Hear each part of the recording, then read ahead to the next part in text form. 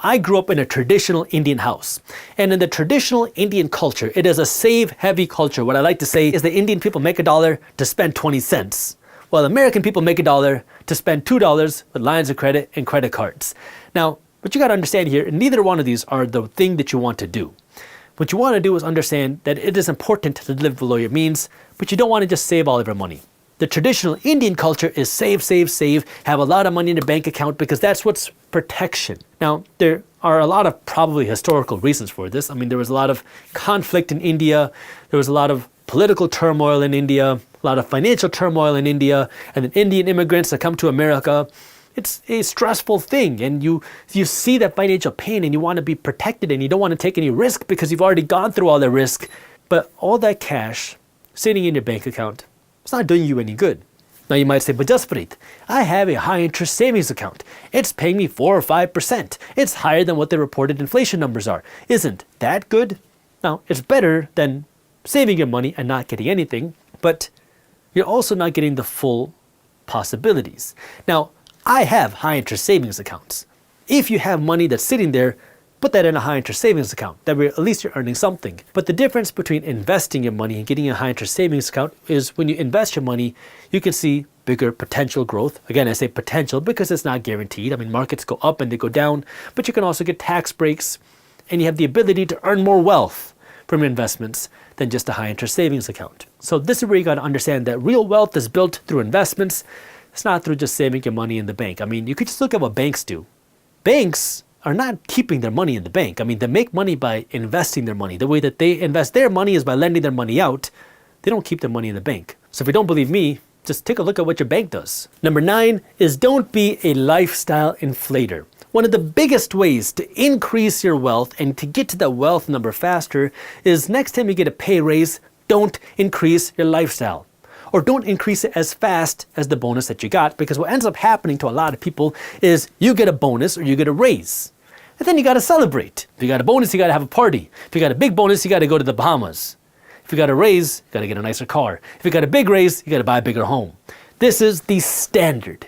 You make more money, you live a bigger lifestyle. You make even more money, you live an even nicer lifestyle.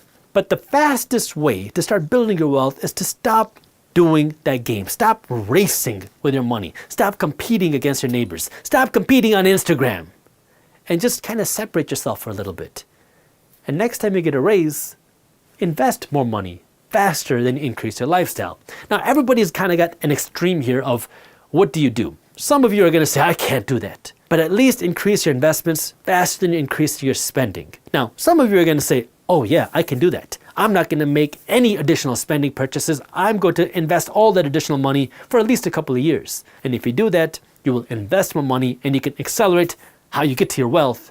But it's all about putting your money aside, owning the assets, and then letting the assets make you more money. And finally, we have number 10, which is don't forget your bigger purpose. Now, I'm going to take a little step back here because we are living in a weird time where we have a record number of people that are on antidepressants. We have a record number of people that are unhappy with where they are in their life. We have a record number of people that are unfulfilled at their jobs. But at the same time, we have all these opportunities available. At the same time, we have all this financial education available. And at the same time, you also have all this comparison happening on social media. And so I want you to kind of separate yourself because one post that I made on Instagram recently talked about this whole idea of making $100,000 a year. Because what the internet makes it seem like is if you don't make $100,000 a year, you're going to be broke, you're going to be miserable, and you're never going to actually have any wealth. The reality is 8 out of 10 Americans are making less than $100,000 a year. And so sometimes you got to detach what's reality from what's fiction. And in addition to that, also understand what's important in life. Money is important. I'm not saying that it is not, okay? I don't live in this woo-woo world thinking that money doesn't matter because the reality is it costs money to eat and it costs money to feed other people. But in addition to that, you know what else matters? Your physical health, because this is the only body you're going to get. The food you put in your body, the exercise you take, your mental health, the people you're surrounded with. Are you surrounded by toxic people or are you surrounded by people that you love and that make you happy? And then your spiritual health. This doesn't have to be religious. But what is your purpose? What are you excited about every single day? I mean, you gotta have a drive. What is getting you out of bed to get you excited to do something? These are things that matter, in addition to your financial health. And that's where I want you to remember on your journey to build wealth, your other important parts of life as well. Don't completely ignore them. Now, yes, you're going to have to make sacrifices. When you're getting started in a wealth journey, especially if you're starting a business, you're going to have to make some sacrifices. You might have to say no to the gym. You might have to say no to healthy food. You might have to say no for your friends. You might have to say no to a lot of things for a little while, for a couple of years.